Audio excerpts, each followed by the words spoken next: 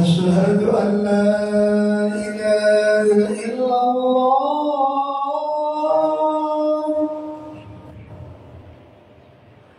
أشهد أن لا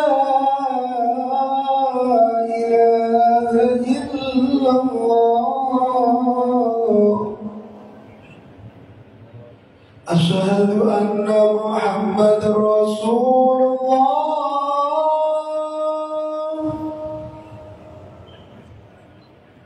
أشهد أن محمد رسول الله حي على الصلاة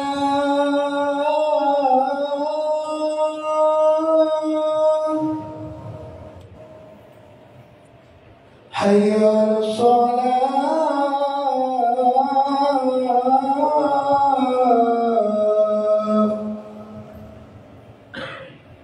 حي على الفلاح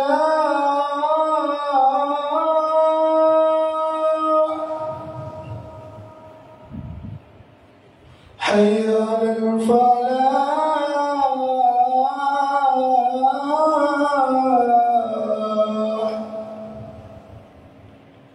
الله أكبر الله أكبر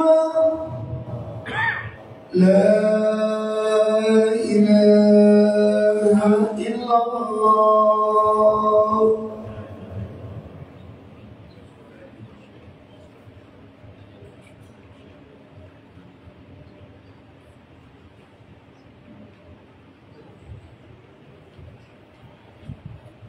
إن الحمد لله نحمده ونستعينه ونستغفره ونعوذ بالله من شرور أنفسنا ومن سيئات أعمالنا من يهده الله فلا مضل له ومن يضلل فلا هادي له أشهد أن لا إله إلا الله وأشهد أن محمدا عبده ورسوله لا نبي بعده اللهم صل وسلم وبارك على نبينا وحبيبنا وسيدنا قرة أعيننا محمد صلى الله عليه وسلم وعلى آله وأصحابه ومن تبعهم بإحسان إلى يوم الدين أما بعد فيا عباد الله أوصيني وإياكم بتقوى الله وقد فاز المتقون وقال تعالى في القرآن العظيم وأصدق القائلين يا أيها الذين آمنوا اتقوا الله حق تقاته ولا تموتن إلا وأنتم مسلمون يا أيها الناس اتقوا ربكم الذي خلقكم من نفس واحدة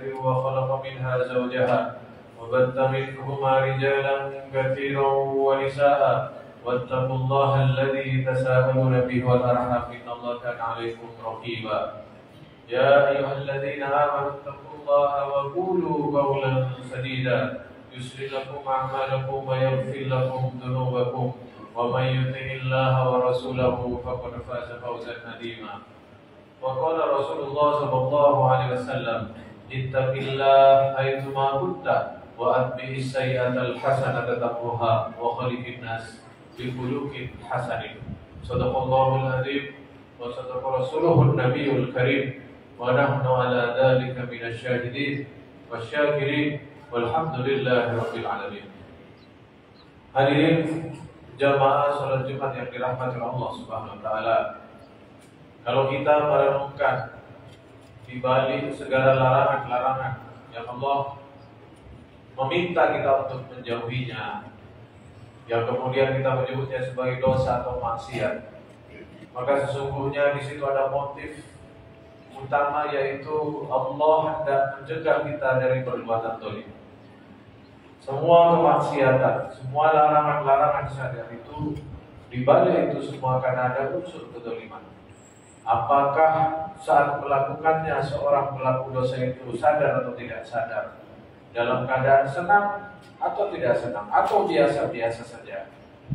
Kenapa itu dilarang oleh agama? Karena di dalamnya ada kezaliman. Karena Allah SWT sendiri telah mengukuhkan bahwa Allah SWT bukanlah zat yang zalim. Allah SWT berfirman dalam sebuah diskusi, Ya ibadi inni haramtu zulman ala nafsi wa ja'altu bainakum haraman fala tadzalamu. Wahai hamba-hambaku, sesungguhnya aku saja telah mengharamkan berbuat zalim pada diriku sendiri, maka aku juga akan buat larang perbuatan zalim itu kepada kalian. Maka ketika Allah berfirman wa ja'altu bainakum haraman, maka aku akan larang kalian untuk berbuat haram. Maka seluruh larangan-larangan itu berarti di dalamnya akan ada kezaliman. Kenapa Allah larang? Karena Allah SWT sendiri telah mengharamkan bagi dirinya zatnya yang agung untuk berbuat zalim. Fala tadzalamu, maka janganlah kalian saling berbuat zalim. Dalam firman Allah SWT di dalam Al-Quran, Allah SWT berfirman meneguhkan kembali wa ma ana bidzallamin lil 'abid, dan tidaklah aku pernah berbuat zalim sedikit pun kepada hamba-hamba. Dalam ayat yang lain, wa ma yuridu dzulman lil 'ibad, dan tidaklah Allah menghendaki kezaliman kepada hamba-hambanya. Maka kalau Allah sendiri tidak suka dan Allah meneguhkan wallahu la yuhibbuz zalimin, Allah tidak suka kepada orang zalim, maka seluruh apa saja, baik maksiat itu di mata kita sesuatu yang buruk, atau hari ini kita masih memandangnya sebagai suatu kesenangan, maka di balik itu ada kezaliman di dalam. Saudara yang dirahmati Allah Subhanahu wa taala, Imam Hasan Al-Basri kemudian beliau membagi zalim itu ada 3. Pertama, ad-dzulmun la yughfaru, zalim yang tidak akan pernah diampuni oleh Allah Subhanahu wa taala. Yang kedua, ad-dzulmun la yutraku, zalim yang akan selalu dipersoalkan oleh Allah, atau zalim yang tidak akan pernah diabaikan oleh Allah Subhanahu wa taala. Pasti dibahas, pasti diurus, pasti diselesaikan. Yang ketiga, adzulmul yunfar, zalim yang sangat mungkin karena welas asihnya Allah berkenan mengampuni. Zalim yang pertama, adzulmul la yunfar, zalim yang tidak akan diampuni adalah zalim berupa kesyirikan atau menyekutukan Allah SWT. Kita bersyukur kepada Allah SWT hari ini, insya Allah kita semua dijauhkan dari kesyirikan ini. Kita ditakdir oleh Allah memilih Islam sebagai agama kita, Allah sebagai satu-satunya Tuhan kita, menjadikan Nabi Muhammad sebagai Rasul kita. Mudah-mudahan kita bisa istiqomah sampai menutup usia kita. Karena dosa kesyirikan ini hari ini tidak ada aturan hukumnya. Semua orang bebas berbuat syirik tanpa ada ancaman pidana. Sehingga beban amanah untuk tidak syirik itu dikembalikan kepada kita masing-masing. Allah SWT berfirman, innallaha la yaghfiru an yushraka bihi wa yaghfiru ma duna dzalika liman yasha. Sesungguhnya Allah tidak akan pernah mengampuni dosa kemusyrikan, dan sangat mungkin Allah mengampuni dosa selain itu. Saudaraku yang dirahmati Allah SWT, karenanya mari kita berhati-hati dan menjaga hati kita. Dan kenikmatan terbesar bagi kita ketika kita menutup usia dalam keadaan kita berakidah yang lurus dan bertauhid kepada Allah Subhanahu wa taala. Zalim yang nomor 2 kata Imam Hasan Al-Basri adalah adzulmun la yutruk, zalim yang tidak akan pernah diabaikan oleh Allah. Artinya kalau tidak selesai di dunia, maka Allah akan selesaikan nanti di akhirat. Zalim yang seperti apa ini? Adzulmun bainan nasi, zalim di antara sesama manusia. Kesalahan kepada manusia, Allah SWT tidak akan mengabaikan, dan Allah akan membantu manusia yang terzalimi itu untuk segera diselesaikan. Kalau tidak Allah urus di dunia dengan seadil-adilnya, maka pengadilan Allah SWT menunggu gelap di akhirat. Allah tidak akan memaafkan seorang pelaku zalim sebelum yang terzalimi ridho dengan kezaliman yang dia alami. Dalam sebuah hadis Rasulullah SAW di hadapan para sahabat bertanya, "Atadrunal muflis? Apakah sampean kabeh ngerti siapa orang yang bangkrut itu?" Lalu para sahabat menjawab, "Yang bangkrut itu adalah di antara kami yang miskin ya Rasul, yang dagangannya gagal, yang berbisnis gagal." Kata Nabi, "Bukan itu maksudku. Muflis, orang yang bangkrut itu," kata Nabi, adalah nanti yang ketika di akhirat dia datang kepada Allah membawa pahala-pahala sholatnya, membawa pahala puasanya, membawa pahala-pahala haji umrohnya.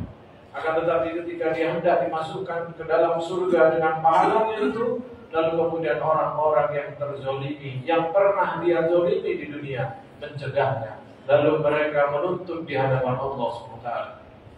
Lalu Allah SWT dengan keadilannya kemudian menyerahkan pahala orang yang beribadah ini diserahkan kepada orang yang terzolimi.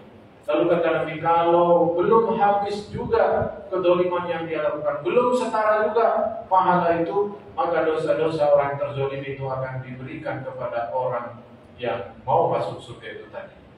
Lalu kemudian orang itu tidak jadi masuk surga dan kemudian dia masuk ke dalam neraka. Itulah orang yang bangkrut, kata Nabi. Mereka yang datang dengan pahala-pahala sholatnya, mereka yang bersusah payah, berlapar-lapar dengan puasanya, tapi dia gagal mencegah dirinya berbuat dolim kepada sesama manusia. Maka Nabi berwasiat kepada kita, ittaqud dzulman fa innaha yaumal qiyamatu dzulmatun.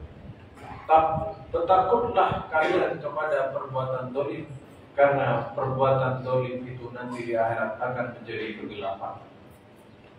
Kemudian dalam sebuah hadis lain juga Nabi bersabda betapa Allah SWT akan mengadili pelaku-pelaku dolim. Kata Nabi, la tawadduna al-haqqu li ahlihi yaumal qiyamah. Nanti hak-hak orang yang terzolimi ketika di dunia itu, yang mereka tidak sanggup mengambil haknya itu, di akhirat akan dikembalikan. Hatta yuqadu lisattil jarha minas sattil korna. Sampai-sampai kata Nabi, seekor kambing yang patah tanduknya karena ditanduk oleh kambing yang lebih kuat, yang lebih besar. Kemudian nanti kambing yang lemah itu akan diberikan haknya untuk menuntut. Saudaraku yang dirahmati Allah, kalau seekor kambing saja Allah adilkan, bagaimana dengan hak manusia? Bagaimana hak dengan sesama? Bagaimana hak hamba Allah yang mulia, anak-anak Nabi Adam? Maka Allah akan benar-benar mengembalikan hak-hak orang yang berzalim itu. Maka takutlah kita, tangan kita, mata kita, lisan kita, mulut kita mengambil hak yang bukan milik kita, karena itu adalah dosa besar nomor 2 setelah kesyirikan. Mudah-mudahan kita dijauhkan oleh Allah SWT. Mudah-mudahan kita semua diberikan hidayah oleh Allah SWT. Sedangkan dolim yang nomor 3, ad-dzulmu yughfar, dolim yang sangat mungkin diampuni oleh Allah adalah kesalahan kita kepada Allah selain berbuat syirik. Bukan karena ringannya dosa itu, akan tetapi karena saking pemurahnya Allah SWT. Kalau kita lihat dari urutan ini, yang paling berat adalah syirik. Berat nomor 2 juga tidak ringan adalah dolim kepada semua manusia. Dan Allah rela meletakkan kesalahan pada dirinya, itu diletakkan menjadi nomor 3, yang sangat mungkin Allah mengampuni karena Allah Maha Pengampun. Namun demikian bukan untuk kita remehkan, tapi untuk menambah kita kecintaan kita kepada Allah SWT, betapa maha pengasih, betapa belas kasihnya Allah, betapa maha pengampunnya Allah. Ketika urusan kesalahan itu sama sekali tidak ada urusan dengan hambanya yang lain, tapi hanya dengan Allah SWT. Barakallahu li wa lakum fil Qur'anil Karim wa nafa'ani wa iyyakum bima fihi minal ayati wa dzikril hakim wa taqabbal minni wa minkum tilawatahu innahu huwal ghafurur. Allahumma shalli ala sayyidina Muhammad wa ala ali sayyidina wa maulana Muhammad.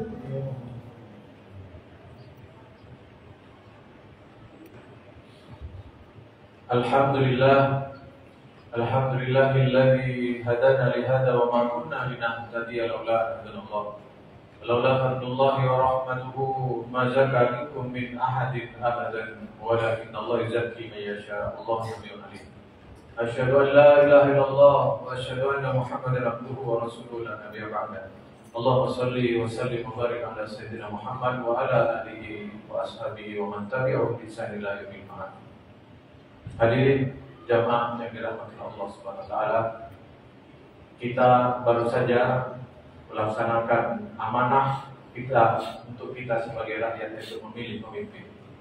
Mudah-mudahan siapapun yang terpilih, mereka diberikan diketuk hatinya oleh Allah SWT untuk senantiasa amanah, untuk menjaga hak-hak rakyatnya, untuk tidak dolim kepada rakyatnya. Mudah-mudahan negeri kita diberikan keamanan, diberikan amanah yang baik, diberikan kebaikan untuk kita semua. Mari kita menuntaskan khutbah yang kedua ini dengan berdoa kepada Allah SWT. Bismillahirrahmanirrahim. Allahumma shalli wa sallim ala sayyidina Muhammad wa radhiyallahu an sadatina Abu Bakar wa Umar wa Utsman wa Ali wa an kulli sahabati Rasulillah ajma'in. Allahumma ighfir lil muslimin wal muslimat wal mu'minin wal mu'minat al ahya'i minhum wal amwat innaka sami'un qaribun mujibud da'wat. اللهم اقسم لنا من خشيتك ما تحول به بيننا وبين معصيتك ومن طاعتك ما تبلغنا به جنتك ومن اليقين ما تهون به علينا مصائب الدنيا ومتعنا بأسماعنا وأبصارنا وقوتنا أبدا ما أحييتنا واجعله الوارث منا واجعل ثأرنا على من ظلمنا وانصرنا على من عادانا ولا تجعل مصيبتنا في ديننا ولا تجعل الدنيا أكبر همنا ولا تسلط علينا من لا يرحمنا ولا يخاف. ربنا آتنا في الدنيا حسنة وفي الآخرة حسنة وقنا عذاب النار والحمد لله رب العالمين. عباد الله إن الله يأمر بالعدل والإحسان وإيتاء ذي القربى وينهى عن الفحشاء والمنكر والبغي يعظكم لعلكم تذكرون ولذكر الله أكبر.